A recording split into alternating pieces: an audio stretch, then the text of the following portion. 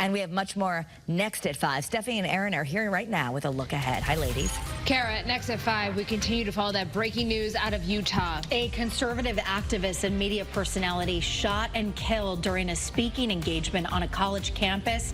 How local leaders are responding to this latest bout of political violence. More state money being given to towns for road improvements, how it could impact your commute depending on where you live. Plus, you could qualify for state tax credits thanks to a new Yukon program. We'll tell you how it works straight ahead. And a few Target stores in our state opening early so you can pick up that Taylor Swift album. We'll be telling you which ones they are, plus your updated First Alert forecast next when you join us at 5. College students back on campus for the new school year. That also means parties are back. And for one neighborhood in New Haven, the noise is just too much. And if you're getting mixed signals about who should get the COVID vaccine, you are not wrong. We'll take a look at what guidance is out there and what experts say you should follow. Our temperatures are going to trend warmer briefly where they peak. Plus the latest on the chance now for some showers that could move through Connecticut over the upcoming weekend. That's ahead in the First Alert forecast. Now, Channel 3 Eyewitness News begins with breaking news. Charlie Kirk, the conservative political activist, is dead after being shot at an event at a Utah college.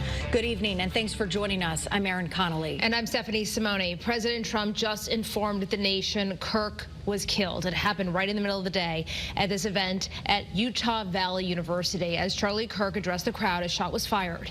Right now, authorities say the suspect is still at large. An eyewitness describes what they heard and saw. All of a sudden, I hear up top, I just saw him grab, it looked like his neck, and there's just blood pouring out everywhere, and his eyes kind of rolled back. Kirk was a rising star in conservative politics and a fierce ally of President Trump. He was a co-founder of Turning Point USA, which advocates for conservative politics on university campuses. And we're getting reaction tonight from political leaders here. Connecticut Senator Chris Murphy said, "This is so tragic. The endless horror of gun violence in this country should be unacceptable to all of us, and there can be no tolerance for political violence in America." Conservative political activist Charlie Kirk visited the Yukon campus 6 years ago. This is video from our archive in April of 2019. Kirk is right there on the left of the screen. And this event was put on by Turning Point USA, a right-leaning nonprofit which Kirk founded. Of course, we will continue to follow developments as they unfold on this investigation, and you can get brand new breaking information anytime on the WFSB app. Bloomfield police are investigating a stabbing that happened today. Bloomfield officers say they got a call from Hartford police about a young man who claimed he was stabbed in Bristol. The victim is expected to recover. Now, investigators say his injuries stem from some kind of fight that happened on Revere Drive. Officials say they're looking for someone who they say stole a car in Branford today. Officials chased it until it crashed in the Meriden-Berlin area. Officials say the vehicle and an accomplice vehicle were recovered, but no arrests have been made. According to investigators, the suspect ran away. Police say the victim who reported the incident left the keys in the running vehicle.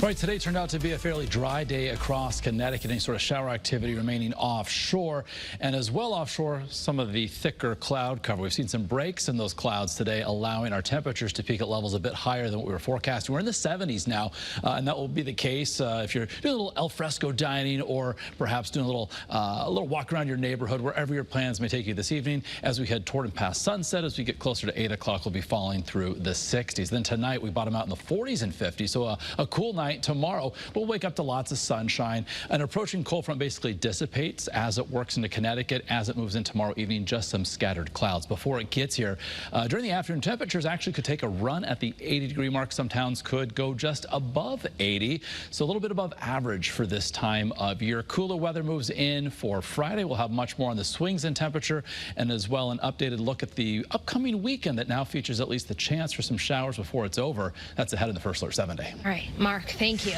Now at 5, turn it down. That is the message from one New Haven neighborhood dealing with loud late-night parties now that Yale is back in session. And Matt McFarland is your reporter covering New Haven County. He is live with a look at this issue. Matt.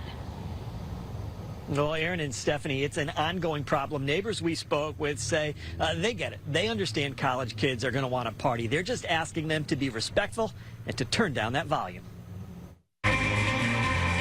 thumping music and constant noise. They will start at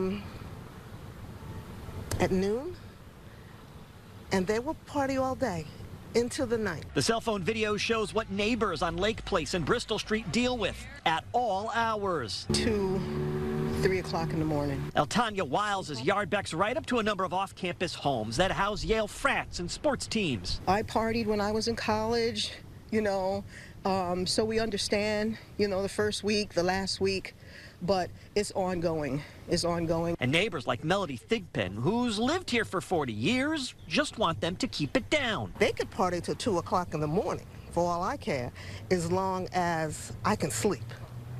And I can't sleep the way they party. But it's not just the noise, the crowds, and the trash. This neighbor, who asked we not identify him, gave us this video. He says it's a student attempting to get into his house following one of those parties. One guy, he come in like drunk, tried to open the door.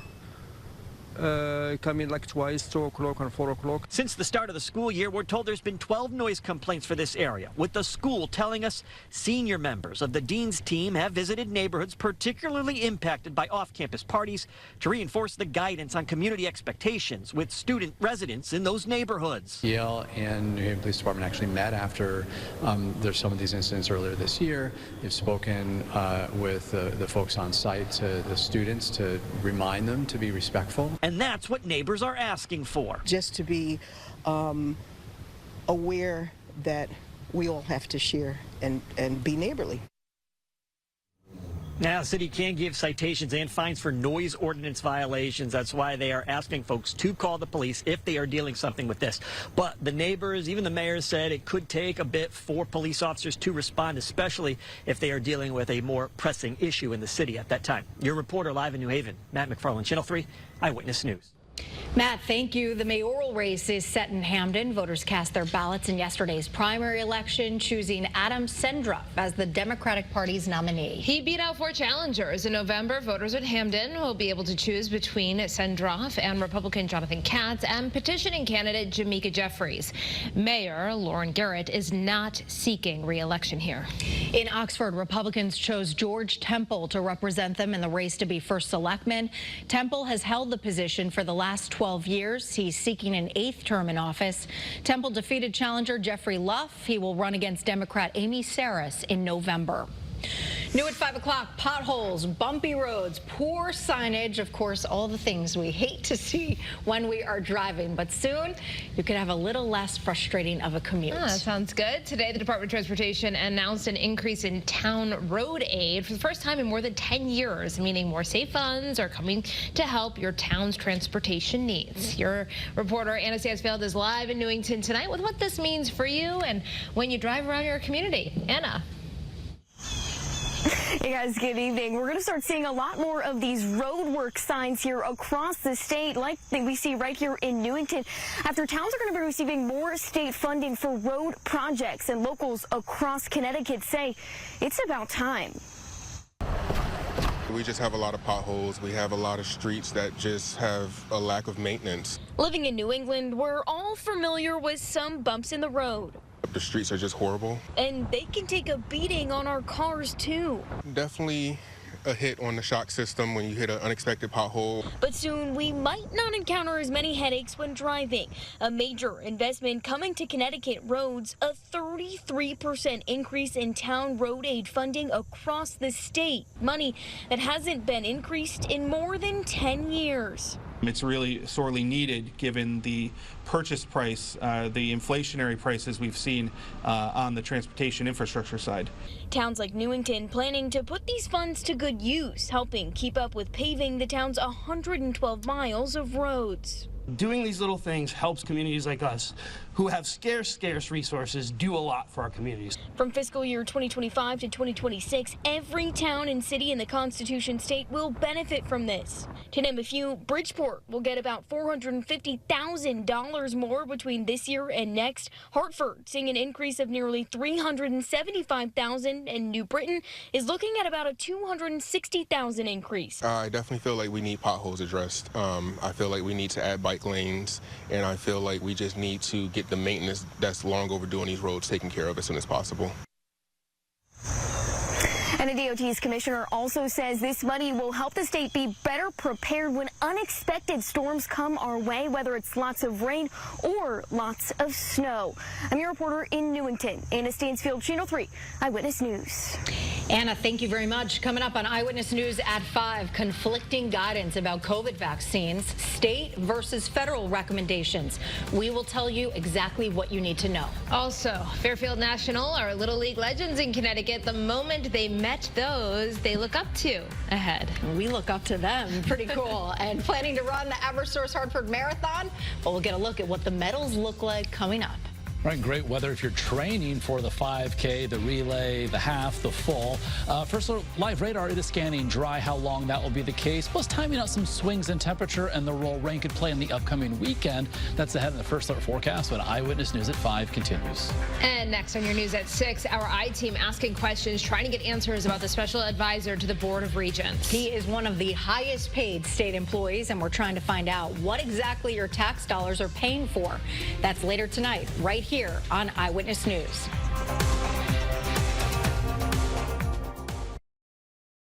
You're watching Eyewitness News at 5 with Erin Connolly, Mark Zenny, and First Alert Chief Meteorologist Mark Dixon. Connecticut's #1 local news. Eyewitness News continues. Right now at 5, families have to decide which medical professionals to trust when it comes to the COVID vaccine. Connecticut and the federal government disagree on some of their vaccine guidance. And that can be potentially confusing people who are wondering if they or their kids should be vaccinated. Your reporter Dylan Erin is live outside the Department of Public Health in Hartford, breaking down this guidance. Dylan. Well, Erin, Stephanie, it's not just Connecticut, but Massachusetts, New York, other Democratic-led states changing their guidance, making their recommendations different than the federal government's, different than the CDC's, especially when it comes to children and pregnant women. David and Stacey Garfield are sick of their health being politicized. Democratic-led states are recommending the COVID-19 vaccine for all adults and children over 6 months. The CDC is relaxing COVID vaccine recommendations. The agency just removed pregnant women and children under the age of 2 from their list of patients they recommend get a COVID-19 vaccine. Families now have to decide who to trust. And it's between the person and their doctor. The doctor should know, who's at risk, who's not at risk, and based on that, make a decision as to who should get, when to get the vaccine. State leaders are pushing back today, saying pregnant women and children under 2 should receive 1 dose each. Jessica Holzer is an assistant professor and public health program director at the University of New Haven. The data on vaccines reducing the risk of hospitalization and reducing the risk of severe complications is very clear, especially in the pregnant population. Connecticut's Department of Public Health says its guidance is based on evidence from experts with 3 medical organizations, including the American Academy of Pediatrics. But conflicting guidance is devastating, according to Holzer. It's devastating to public health. It's really frustrating to see it become a litmus test for sort of fealty to a specific political belief system, and that's in both directions. These are just recommendations from the state and federal governments, no mandates, but receiving different guidance along with politicization can become confusing. It can also impact trust and confidence. If the evidence doesn't support your passion, I would hate to see someone injured or die as a result of that. And that's really what public health is trying to prevent. Regardless of how you come at it, we'd like to keep you alive. Now, in Connecticut, the state is recommending all children over 6 months and all adults receive a dose of the COVID-19 vaccination. Erin and Stephanie, the Department of Public Health will have a press conference on their guidance and recommendations tomorrow afternoon. I'm your reporter live in Hartford tonight, Dylan Erin, Channel 3 Eyewitness News. Dylan, thank you. To a consumer alert now, cookies from a bakery in Waterbury are being recalled. According to the State Office of Consumer Protection, cookies from Gina Marie Bakery contained undeclared almonds, sesame, and food dyes. These cookies, which include several flavors, were distributed to dozens of grocery stores across the state. So far, the state says nobody has gotten sick. We have a full list of what cookies they are and exactly where they were sent to on the WFSB app. Now at 5, Poland says it shot down Russian drones that entered its airspace during an attack on Ukraine. This marks the first time NATO aircraft have engaged potential threats from Russia in allied airspace. Poland's prime minister said there were no casualties. The head of NATO called the development absolutely dangerous and vowed to defend every inch of NATO territory. One of Russia's top diplomats in Poland says there has been no evidence that the drones came from Russia. Another nice September day. Right. Yes, one after another. And we had a nice company barbecue with our teammates, and the weather cooperated. A little bit brighter, so a bit warmer. We remain dry, and that will be the case as we head through the end of the week. In fact, a little bit warmer tomorrow and also a bit brighter. And the weekend, here's a bit of a change from earlier today and over the past 24 hours. While the weekend begins dry, it may end a bit unsettled. By no means a washout, but some showers now at least appear possible on Sunday, and those could linger into Monday of next week. With regard to allergies, no major issues here in the low category for those ragweed and grass allergens right on through the end of the week into this upcoming weekend. Looking live from Waterbury, 68 degrees, a north wind at 8 miles an hour, and some scattered clouds. And you can see some patches of blue from our iCam view in southeast Connecticut from New London. Right now 68 with a northeast wind at 14. So for many communities up between 70 and 75, certainly the case up and down the 91 corridor. We've got 68 from Torrington as well as from Putnam, 70 right now in Norwich. And the clouds today in association with a disturbance passing by offshore. Any sort of steady, meaningful rain well away from southern New England. And looking at the big picture here, this area of low pressure riding along a boundary, high pressure basically keeping us dry and again a little bit brighter than anticipated. But looking northward, we've got a cold front. It's going to head in our direction, arrive in about 24 hours from now, but only move through with some scattered clouds. And basically it's going to be dissipating as it works through southern New England. So for tonight, pick out where you live, the town closest to you, 45 to 50 inland, 50 to 55 along the shoreline. Cloud cover that currently exists will be eroding as the night progresses. So tomorrow we're going to wake up to ample sunshine. We should see plenty of sun through at least mid-afternoon. Then you'll see the areas of gray representing some scattered clouds as we head towards sunset. This is with the arrival of that cold front that otherwise passes through dry. Before it gets here, 75 to near 80 inland, upper 70s, perhaps even some low 80s with that offshore wind component for coastal communities. Sun up tomorrow, 6:27, sets at 7:07. Tomorrow evening, a couple fairs get underway. We've got the Four-Town Fair, the Berlin Fair. Temps that are initially in the mid-70s, say around 5 o'clock, drop into the upper 60s as we head past sunset in the 7 o'clock hour. So first look futurecast as we end the week on Friday. High pressure builds in. That means lots of sunshine. Friday's going to be a little bit cooler compared to tomorrow. Highs on Friday in the mid-70s. The upcoming weekend, Saturday, mostly sunny, mid-70s. Increasing cloudiness. We'll say partly to mostly cloudy on Sunday. At least the chance for some showers. Not even worth putting the icon on. We're just giving that mention there with text talking about that possibility for some isolated showers, and those could linger into Monday. Tuesday, upper 70s, and next Wednesday, near 80 inland, and of course, Wednesday of next week, Connecticut Day at the Big E. So at least as of now, 7 days out, the weather looks pretty good if you're planning to head north to West Springfield for Connecticut Day. Shoreline highs this weekend, 75 on Saturday, still mid-70s on Sunday, but a little bit cloudier and again a chance for some showers. Mark, thank you so much. New at 5 o'clock, a Quinnipiac poll puts Democrat Zohran Mamdani in the front of the pack in the race for New York City mayor. The poll found he is getting about 45% of support from likely voters, followed by former Governor Andrew Cuomo. He's running as an independent candidate with about 23% support. Rounding out the field, Republican Curtis Sliwa with 15% support, and Mayor Eric Adams running as an independent at just 12% support.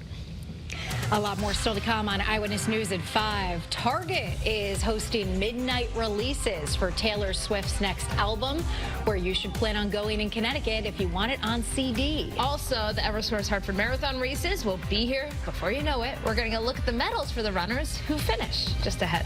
And let's take a live look now over Old Saybrook on what has been a beautiful Wednesday. Your news at 5.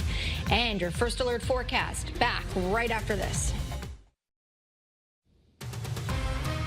Well, Taylor Swift's newest album, Life of a Showgirl, does not come out until October 3rd. But today we learned there will be a midnight release in select Target stores, including several right here in Connecticut. This includes the Targets in Enfield, Newington, Manchester, Southington, and Waterford. Target will offer 3 exclusive CDs.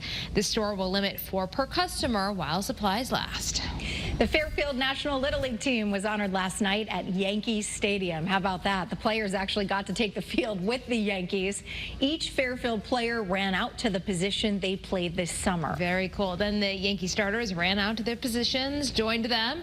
Despite the Yankees' loss, they got to see superstar Aaron Judge hit his 44th homer of the season. Yeah, their smiles say it all right there. Very That's for sweet. sure. Well, Eyewitness News at 5:30 is just minutes away. And on this day before September 11th, a local police officer shares his story about being deployed after the towers fell.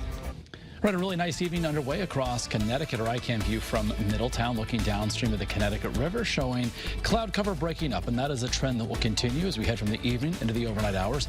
And note as well, temperatures that are, say, at 70s at 6 o'clock drop into the 60s thereafter, and then the drop goes into the 50s, say, after midnight. Then later on, by daybreak tomorrow, we'll bottom out between 45 and 50 across the hills of Litchfield County. Close to 50 as we take it town by town in and around the greater Hartford area, mid and upper 40s throughout the quiet corner of northeast Connecticut.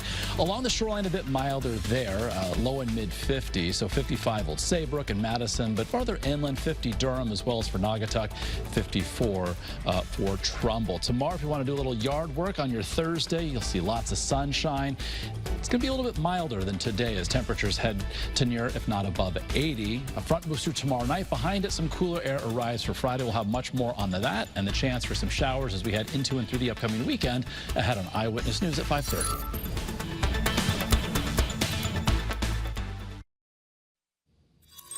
Today, organizers of the 2025 Eversource Hartford Marathon races unveiled the finisher medals for this year. The medals feature the iconic Soldiers and Sailors Memorial Arch in Hartford's Bushnell Park, where the race finishes. The marathon, half marathon, and charity 5K medals have blue, green, and light blue ribbons, respectively. The event is scheduled for Saturday, October 11th. Race officials said the marathon race neared capacity as of this morning. The other races, though, still had plenty of spots. The news continues right now at 5:30, and Stephanie is here with more. Erin, a lot to get to right now. We are staying on top of that big breaking news. Conservative activist Charlie Kirk shot and killed at an event today. We will have the very latest. Also, on the eve of September 11th, we talk with a local police officer about what it was like being deployed to New York City after the towers fell. And you could soon be eligible to get new tax credits, how it could benefit you and UConn. Just ahead. Watering plants, something you may need to do over the next several days, given a dry stretch, but we will see the chance for rain increase, unfortunately, over the upcoming weekend. Much more on that and swings in temperature in the First Alert forecast.